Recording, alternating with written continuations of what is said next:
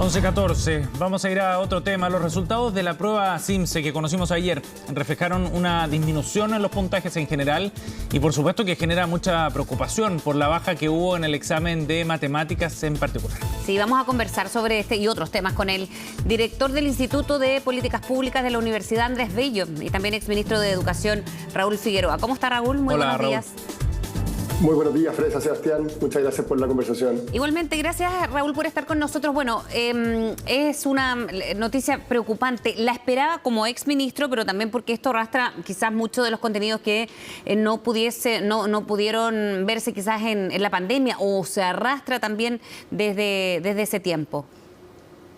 A ver, la situación que muestra el CIMSE es evidentemente compleja.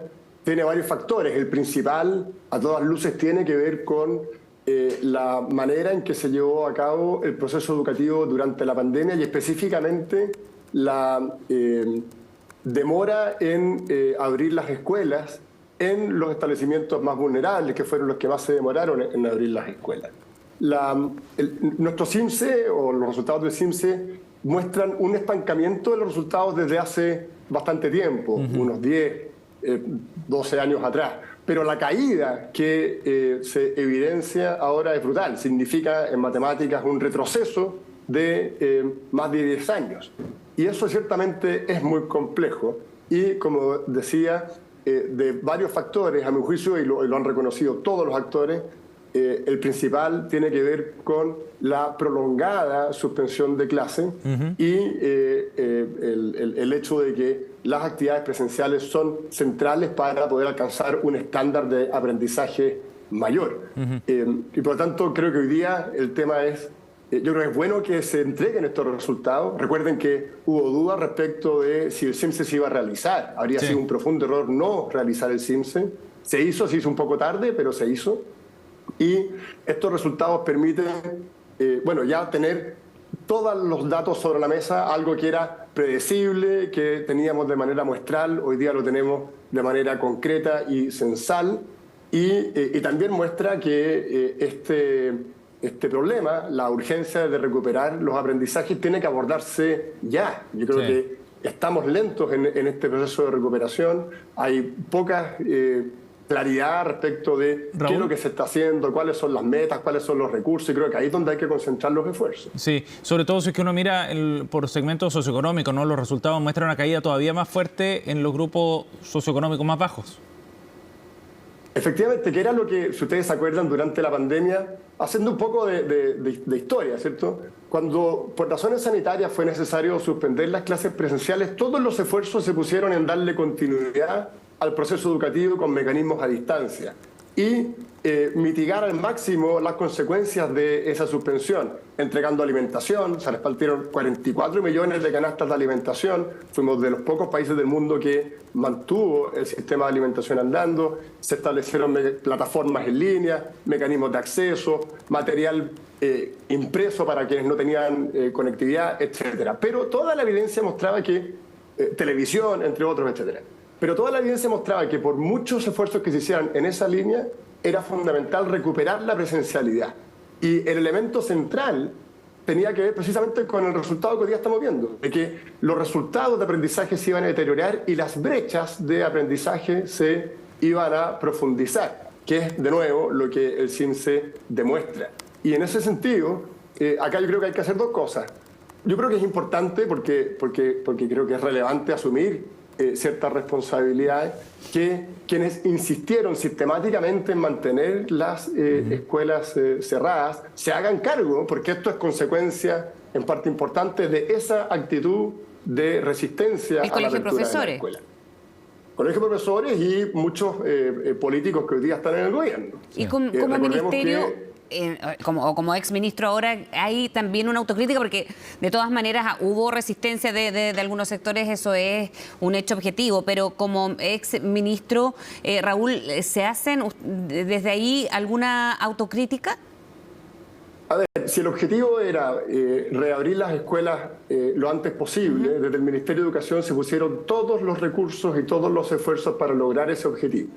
Y obviamente siempre se pueden haber hecho mayores esfuerzos, pero la resistencia que se produjo por parte de quienes tenían capturado el gremio de los profesores y por el mundo político que utilizó la pandemia como una plataforma para generar tensión política y acceder al poder es evidente. Yo quiero recordar que se presentaron 4 proyectos de ley para impedir la apertura de las escuelas, que algunos alcaldes, el alcalde de Valparaíso, por ejemplo, presentaba recursos de protección para cerrar escuelas que estaban abiertas.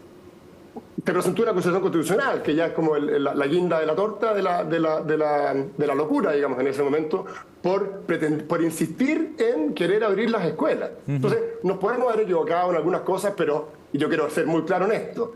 Quienes impidieron la apertura oportuna de las escuelas no estaban en el Ministerio de Educación, estaban en el Congreso y estaban en ciertos gremios generando mucha presión. Raúl, y desde el punto de vista de la implementación de las medidas para continuar con las clases en un contexto de escuelas cerradas, ¿se adoptaron las medidas suficientes a su juicio? Sí, existe un informe del Banco Mundial que es bien interesante, que recapitula todos los esfuerzos que hicieron varios países, entre otros Chile, y que destaca el programa de continuidad que se desarrolló en nuestro país, calificándolo de muy oportuno, muy eficiente y muy adecuado para las características del momento. En términos generales, lo que se hizo fue darle la máxima continuidad al proceso educativo, estableciendo mecanismos de educación a distancia que no existían. Se crearon al día siguiente de que se pusieron a disposición al día siguiente de que se dispuso el cierre de las escuelas. Se instalaron mecanismos de educación a distancia adicionales, como por ejemplo canales de televisión, donde todos los canales participaron a través de Anatel, y fue un gran esfuerzo que hoy día permite tener una señal educativa que todavía permanece. Se establecieron mecanismos de acceso a Internet, a las plataformas de Internet gratuito para los alumnos. Se mantuvo, en la medida de lo posible, obviamente que nunca debe ser igual, la entrega de alimentación, cuestión que no era evidente y muchos países optaron por simplemente dejarla a merced de la familia. Y se establecieron mecanismos de apoyo a escuelas que tenían más carencias. En fin, un conjunto de políticas acompañadas además de recursos que permitían que estos elementos pudiesen efectivamente implementarse para mitigar ese cierre de escuelas. Pero junto con eso, la evidencia dejó muy claro de que era fundamental volver rápidamente a clase. Y se hicieron en esos esfuerzos. De hecho, si bien Chile fue de los países que mantuvo sus escuelas cerradas por mal tiempo de la OCDE, en el concierto latinoamericano fuimos de los primeros países en volver, porque hicimos precisamente un esfuerzo grande en generar las condiciones que lo permitiesen. Lo que ocurrió fue que algunas escuelas lo hicieron antes que otras, y particularmente en sectores más vulnerables, donde algunos alcaldes, además, vimos gran diferencia. Alcaldes muy jugados por abrir, otros muy jugados por no abrir, marcaron diferencias en esos contextos. Raúl, y en ese contexto, sobre las presiones que hubo para no abrir los colegios, para no volver a clases, ¿usted siente que los resultados y lo que hemos visto con el CIMSE finalmente le dan la razón a la posición que se había adoptado en algún momento para intentar ese regreso? ¿Y cómo interpreta ahora la dimensión política que tenía también ese gallito que se gestionó entre el ministerio y el colegio? Claro, bueno, mirándolo a distancia, es evidente, los resultados hoy día lo demuestran, y existe un amplísimo consenso que el haber insistido por algunos en mantener las escuelas cerradas generó un daño que hoy día estamos percibiendo. Y muchos lo han reconocido, y me parece muy correcto que se haga ese reconocimiento. Ahora bien, lo central hoy día es que no podemos quedarnos simplemente en las disculpas y en el reconocimiento de que algunos actuaron de manera muy equivocada, sino que lo fundamental es que pasemos a la acción. Y en ese sentido, yo creo que lo vital hoy día es que la recuperación de aprendizaje sea efectivamente una prioridad nacional y una prioridad del Ministerio de Educación. Si uno mira la cuenta pública, por ejemplo, si bien el presidente de la República se refirió a la recuperación, y me parece positivo que haya puesto ese eje, cuando habla de los recursos que se van a destinar en educación, no hay ninguna mención a esto. Y todo lo contrario, se apunta a el pago de la llamada deuda histórica y la condonación del CAE como el foco donde van a estar los recursos de educación. Estamos hablando de 20.000 millones de dólares destinados a algo que no es prioritario hoy día y que además tiene otros efectos que son bastante discutibles. Entonces, creo que por un lado, el análisis político. Quienes insistieron en mantener las escuelas cerradas cometieron un profundo error y causaron un daño que hoy día se hace evidente. Ese error, que es bueno que se reconozca, tiene que ser reparado. La manera de repararlo es construyendo políticas públicas que tengan foco en la recuperación, que tengan metas claras, que tengan plazos concretos y recursos asociados a ello. Yo creo que es fundamental que se anuncie hoy que en vez de destinar 20.000 millones de dólares a la condonación universal del CAE y al pago de la deuda histórica, se destinen esos mismos recursos a la recuperación educativa. Raúl, para ir cerrando, el expresidente Piñera hoy dijo, y respecto también a los resultados del CIMSE, que el ausentismo, producto del octubrismo, está pasando la cuenta. ¿Usted está de acuerdo?